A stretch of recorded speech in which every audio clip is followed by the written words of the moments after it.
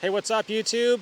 So I'm back with another set of videos. These videos are going to be video interviews. I'm going to keep them short, sweet, and straight to the point. I'm going to ask a series of questions and video the people doing what they do in the industry. I'm going to be focusing on fly fishermen, photographers, shop employees, and just friends of mine. People that are doing super cool things, and I'm going to ask them a bunch of questions. I'm going to keep it light and have fun while we're doing it.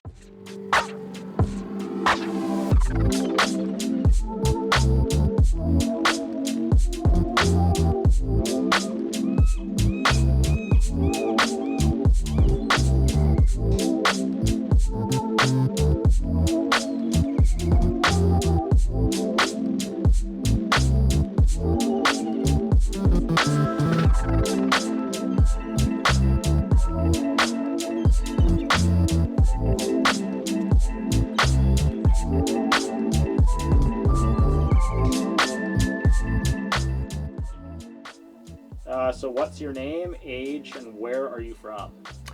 Well, my name is Phil Goodis. I'm going to be 76 years old next month, which is a big surprise to me. And I'm actually from Ontario, Southern Ontario, St. Catharines, born in Toronto, but came to Vancouver in '75 and I've been here ever since. And so what do you do for work right now? Actually, I'm retired. I retired in July of 2012. But what I did do for work is I was an occupational health and safety consultant with Vancouver Coastal Health Authority, and I did that from 1978 until 2012. And now that I'm retired, I just do all the little crafty things that I've always wanted to do. I get to fish a little bit more than I did before, and but most importantly, I get to work a day a week in Michael and Young Fly Shop with my son, which is the highlight of my aging career. So how long have you been fishing for, fly fishing for? Well, Aaron's my son, and he's working at the Michael and Young shop, and probably most of you already know a lot about him. But we started fishing in earnest in about 1988. So he was like 8 or 9 years old at the time, and his nephew, my nephew, his cousin was about 7. And but yeah, 1988 was when my wife's mother and father-in-law moved to the Harrison Hot Springs area, and that prompted us to explore and start the fishing sort of process. Favorite food? Oh, it's a toss between Chinese, Italian, and bento box. Coffee or tea? I used to be a coffee drinker, and now I'm tea, hot chocolate, and just a lot of water. Pop, beer, or water? Water. Yeah. Do you believe in Sasquatch? That's a heck of a good question. I sit on the edge of not sure if I believe or disbelieve. I've seen some things that can't be really explained very well. So I'm just sort of on the edge.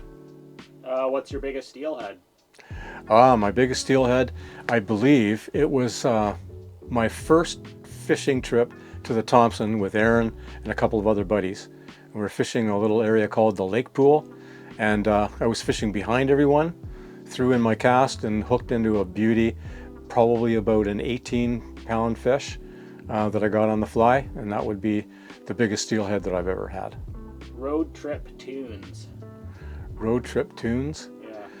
Actually, you know, it's funny. In all the years that I've driven, I don't listen to a whole lot of tunes. But if I'm by myself, I'll listen to Jim Croce, Harry Chapin, Seals and Croft, some of the old timers. Photos or fly cast when you're out fishing? I used to be the photographer. We never went fishing without a camera. One of our mottos was rod, reel, vest, waders, camera. That was how, before we left home, we always kind of said that little acronym to make sure we had everything. But once Aaron started doing the photography, I sort of just let him do it. So when I go out fishing now, other than helping him to do some stuff on the rivers or on the lakes, I pretty much just do the fishing and he does the photography. Digital or film? Oh, that's a hell of a question. In all reality, I love the concept of film. It was something much more challenging than the digital. The digital is, in a lot of ways, as far as the technicality of it goes, is a lot easier. You can shoot like crazy without burning your film up, as compared to, you know, a roll of 24 or 36. So the flexibility and the ability to see what you've captured, I sort of lean towards the digital rather than the film. One thing you would tell the younger you? Whoa, what would I tell the younger me? I would probably tell the younger me to take the word no out of my dictionary and be a little bit more optimistic and exploratory. Any shout outs? Well, the shout outs are to my immediate family, obviously. They support me 100%. My biggest shout out is to Aaron. He's the one that taught me how to fly fish. He's the one that basically showed me how to actually tie flies, even though we trained together. And although he was only 8 or 9 when he did, he was out casting me and out tying me before he was 10 years old. So it's all good. Shout out to him. A shout out to the guys at Michael and Young for letting me participate in the store as a retail sales guy, and yeah, mostly to family. Hat tip to the sponsors.